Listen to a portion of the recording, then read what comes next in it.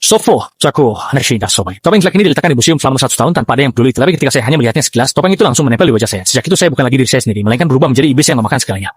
Ternyata saya adalah pemandu museum, khusus bertanggung jawab menjelaskan kepada rombongan turis tentang asal-usul topeng Noah. Konon pada zaman kuno, dunia manusia dipenuhi oleh iblis dan pendeta agung memimpin 12 binatang suci untuk mengusir kejahatan, memulihkan kedamaian di dunia manusia. Untuk memperingatinya, orang-orang memakai topeng Kuan untuk memuja benda-benda aneh. Inilah asal-usul budaya Kuan. Awalnya, saya menjalani hari-hari yang biasa dan bahagia di museum. Tetapi hari ini saat saya sedang merapikan arsip, saya tidak sengaja tertidur. Ketika saya terbangun, bulan sudah menggantung di langit. Dan ketika melihat waktu, ternyata sudah pukul 11.50 malam. Saya keluar dari kantor bersiap untuk pulang. Tetapi begitu saya tiba di ruang pameran, saya melihat bayangan seseorang berdiri di samping topeng karya Jia. Saya mengingatkan orang itu bahwa museum sudah tutup.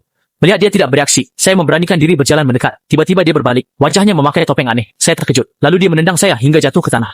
Kemudian dia mendekat dan bertanya apakah saya pernah memakai topeng itu. Saya tidak tahu bagaimana dia mengetahuinya. Padahal saya memang pernah mencobanya di wajah saya. Tidak menjawab pertanyaannya, saya balik bertanya siapa dia. Dia mengatakan namanya adalah Huang Gui, khusus datang untuk membersihkan orang yang pernah memakai topeng Jia Zuo. Melihat pola pada topeng di wajahnya, saya langsung teringat pada Huang Gui dalam drama yang bertanggung jawab membawa bencana. Namun sebelum saya sempat berpikir lebih jauh, dia menendang lagi. Kali ini saya terluka parah. Tiba-tiba di kepala saya terdengar seseorang berteriak marah dengan kata bunuh tanpa memberi saya waktu untuk berpikir. Huang Gui sudah berjalan mendekat. Saya segera lari ke arah yang berlawanan sambil berpikir siapa yang tadi berteriak. Sementara Huang Gui mengejar saya dengan tenang.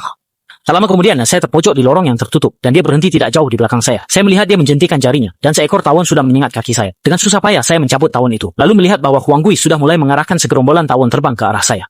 Saya terbincang-bincang berlari ke kotak pemadam kebakaran, lalu menggunakan alat pemadam api untuk mengusir lebah-lebah itu, kemudian mengangkat kapak pemadam kebakaran. Saat itu suara teriakan di kepala saya semakin jelas. Saya berteriak marah dan berlari ke arah Huang Gui, tetapi dengan mudah dia mencekik leher saya, lalu melemparkan saya ke tanah. Melihat dia mendekati saya selangkah demi selangkah, suara teriakan di kepala saya membuat saya sakit kepala yang luar biasa. Tiba-tiba saya mengangkat kapak. Suara itu berasal darimu, kan? Kamu ada urusan dengan hantu? Tunjukkan padaku. Baru saja selesai bicara, dia mengeluarkan tawa menyeramkan, dan detik berikutnya menempel di wajahku, sehingga aku tidak bisa mengendalikan tubuhku sendiri, dan tubuhku yang dikendalikan hanya dengan satu pandangan, membuat semua tawon terbelah menjadi dua. Wang Gui masih ingin mengatakan, itu hanya trik kecil. Detik berikutnya, bagian bawah tubuhnya sudah tidak bisa merasakan apa-apa.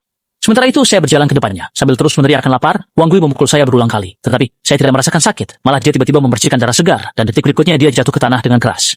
Saya merogoh tangan, sebuah pil emas terbang ke udara. Saya menangkapnya, lalu memasukkannya ke dalam mulut, kemudian mengeluh bahwa itu tidak bergizi, sambil bergumam apakah harus mencari makanan lain. Saat itulah kesadaran saya kembali menguasai tubuh. Saya menyuruhnya keluar dari tubuh saya, tidak tahu apa yang dia gumamkan. Saya segera kehilangan kesadaran. Ketika saya sadar kembali, saya menemukan diri saya bersandar di paha Fei Fei. Saya segera bangkit dan meminta maaf padanya, dan dia bercanda bahwa rambut saya lembut, sangat nyaman.